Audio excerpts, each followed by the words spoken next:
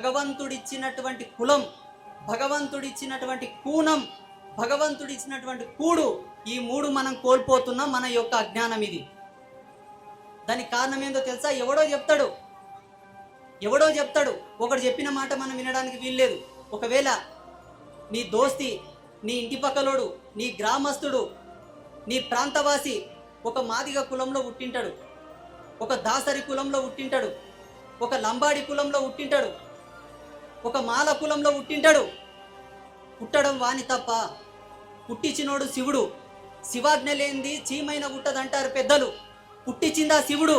మళ్ళా శివునికి బుద్ధి లేకుండా వాని మాదిగొండ్లాక పుట్టి అని ఇంకే నువ్వెవ్వడం వాని కులం ఎత్తి చెప్పడానికి? అంటే బ్రహ్మ సృష్టిని ధిక్కరిస్తున్నావన్నమాట, శివ దృష్టిని శంకిస్తున్నావన్నమాట. ఈ పాపం పని మనం చేయొద్దు. ఎవరి ధర్మం వాళ్ళది, ఎవరి కులం వాళ్ళది.